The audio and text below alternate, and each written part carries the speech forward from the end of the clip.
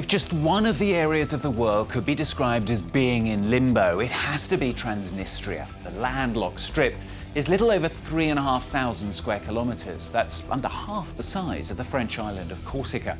Not one single UN country recognises it, though. It was part of Moldova, with which it is sandwiched between, along with Ukraine. But as many there became wary of Moldova's closer ties with Romania, nationalists won elections, and it declared itself as an independent state as a Soviet republic in 1990. Soon after, though, the Soviet Union broke up and war broke out with Moldova in 1992. Although as former Soviet troops entered the fight, a peace deal was signed a few months later. Well, since then, the self-declared state has remained as if frozen in time. The region acts as if it is independent. It has its own government, military, currency and national anthem. But 1,500 Russian soldiers are still based there. In fact, it is the only country still proudly displaying the hammer and sickle on its flag. A third of its people are Moldovan, a third Ukrainian and a third Russian. But the majority aspires to be part of Russia, whilst others still wish for closer alignment to Europe and Moldova, which itself also fights for reunification. Well, our correspondents Ileonie Schultz and Pierre Lascar revisit Transnistria for France 24.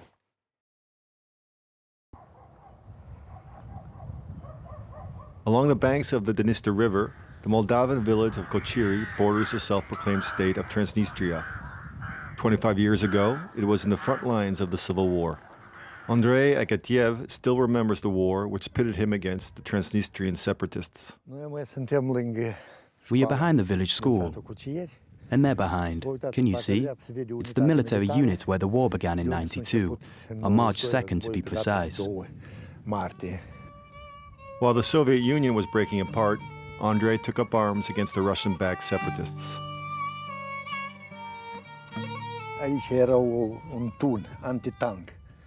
Just here, there was an anti-tank gun with 7 soldiers. All of them were killed.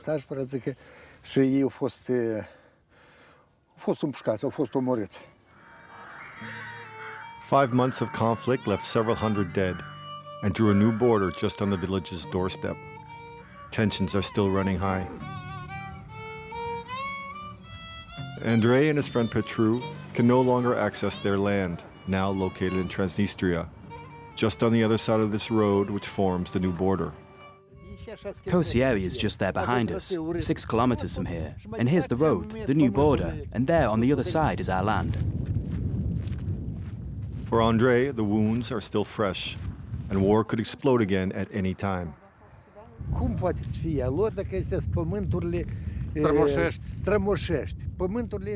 How can this land be theirs when it belonged to our ancestors? This land has always been Moldovan. My parents, my grandparents, my great-grandparents worked here. But Transnistria? What's that? What language do they speak? That's not a people. It's something that the Russians created, and they took our land because they had the power to, and an army. It makes me furious. When I come here, I'm always scared I'll be arrested, that they're going to harass me. What kind of life is that? Little has changed since the war ended. Clinging to its Soviet past, Transnistria continues to seek international recognition as a separate state, which Moldova vigorously opposes. More than ever before, the territory dangles between competing Russian and European interests.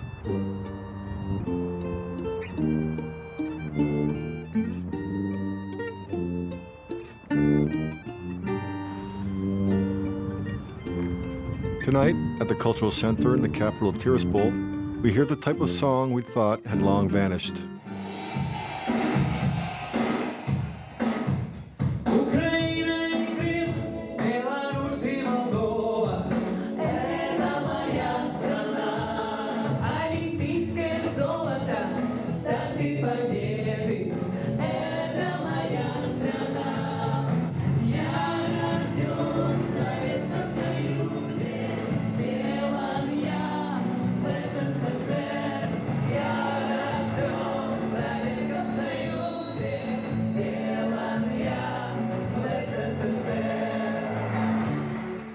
These students, all born after the fall of the USSR, find inspiration in Soviet times and the Russian world, even if they remain convinced they deserve their independence.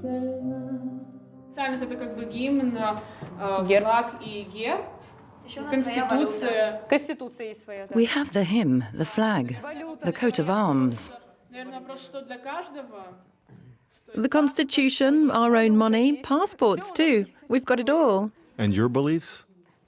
We have beliefs that come from the time of the USSR. Еще с СССР. То есть это единство вот этого большого народа. Ну, не то, чтобы That's what unites our nation, which is so diverse. This heritage is the power of our people to withstand under any circumstances. способны вот выжить, наверное, практически в любых условиях. If you believe these young patriots, life in Transnistria is much like anywhere else. They've almost forgotten that in order to travel beyond their borders, they need another passport, mainly Russian or Moldovan. Even the local institutions seem to have accommodated the fact that the country hasn't been internationally recognized. That's what its Supreme Council leader, Alexander SHCHERBA, stands by. There are many different forms of recognition. Recognition before the law or de facto recognition. We're working already with international structures who recognize us as responsible partners in negotiations. Just this morning, he welcomes a delegation of consultants from Germany. We had an exemplary worker, you know, Stakhanov. He made several successful five-year plans with his mine. Such language may raise a smile, but it fits perfectly with the country's Soviet trimmings.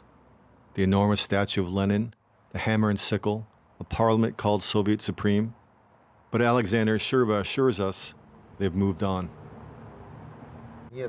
Of course, we're no longer communist at all. We have no ideology enshrined in our constitution. We're a state that's both secular and democratic, that's based on the individual rights of each and every one of our citizens. And so sovereignty belongs to the people. A people who, in 2006, voted by more than 97% for independence and future incorporation into the Russian Federation.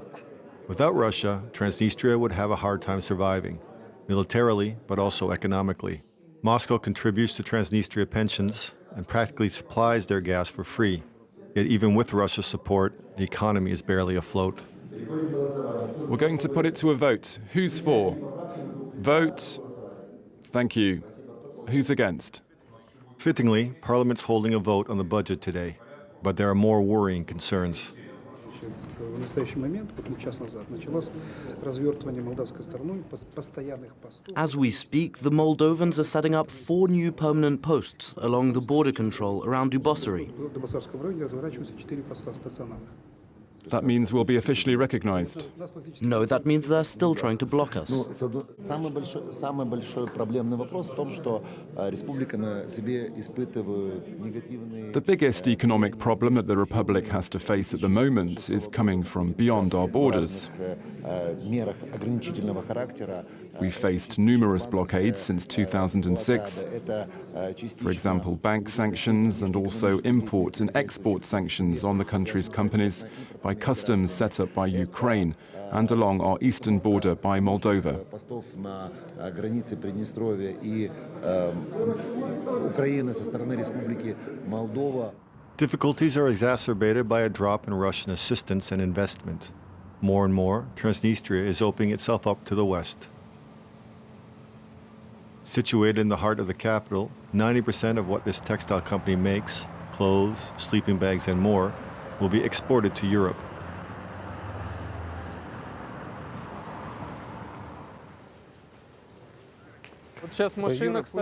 We're loading this truck. It's going to Austria.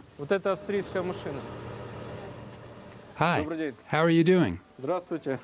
Что касается российского рынка, мы тоже туда смотрим. The Russian market has recently put in place programs to replace imported products, giving Russian producers priority, and they don't consider us Russian producers. Многие заключаются в том, что приоритет отдается внутреннему производителю, а мы не являемся внутренним производителем.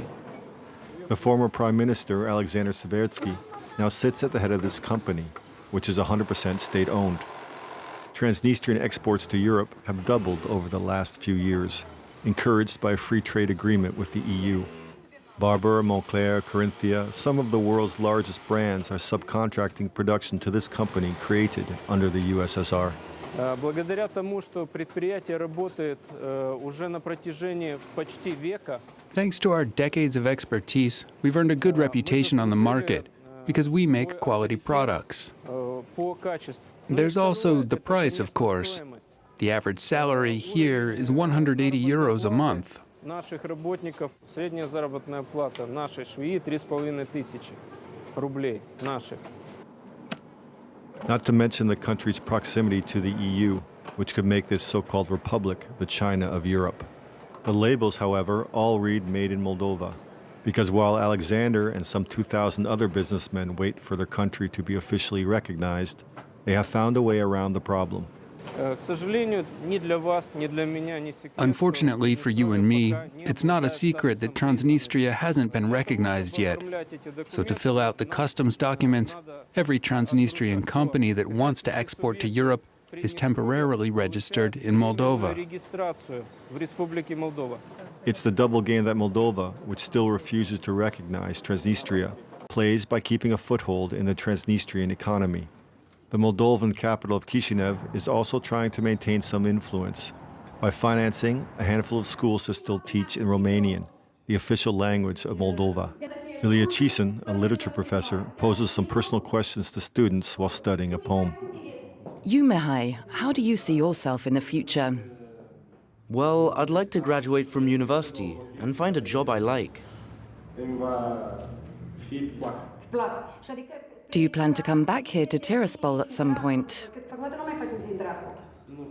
No, I don't think so.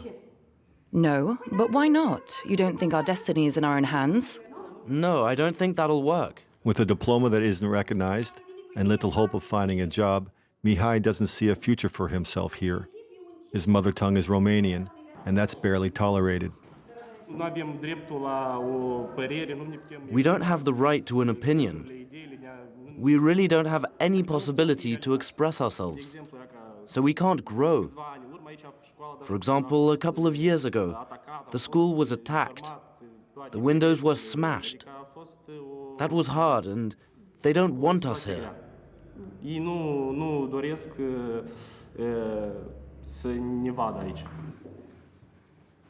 His school defends the idea of a greater Romania, encompassing the Republic of Moldova and Transnistria.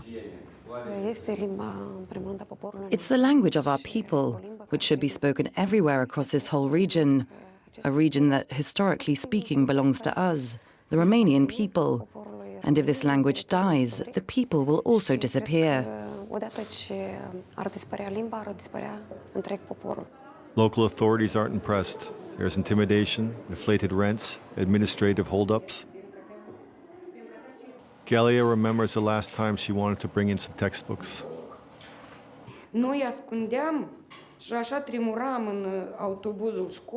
We hid them at the border.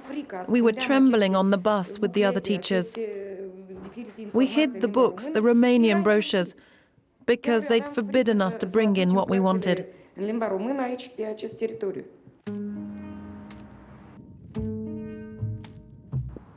Lilia is from Moldova, across the Dniester River. She arrived in Tiraspol in 2009. It's the river of my childhood. We skipped along its banks. We swam here. And when I was about 15 years old, they made it a frontier line.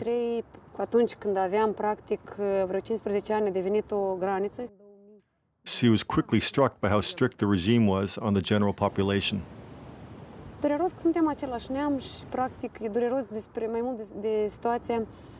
It's painful to see, because for me, we're all the same people. But above all, it's so difficult for the people here. For example, if they try to say what they think, they could lose their job.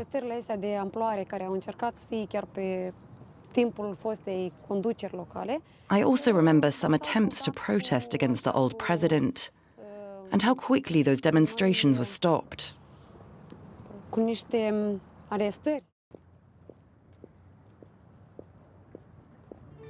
Lilia rents a small two-room apartment in a suburb of the capital for 60 euros a month. She doesn't see much of a future for her or her son here. The political situation seems so deadlocked.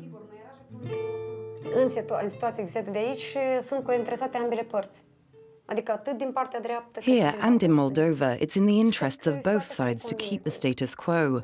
It suits everyone, because from a political or economic point of view, it's a no man's land. Beyond dialogue between Tiraspol and Chisinau, Transnistria's future depends above all on the delicate power balance between Russia and the West. While waiting for them to reach an agreement on the country's future, the streets of the capital continue to empty. Over the past 25 years, a third of its population has already left.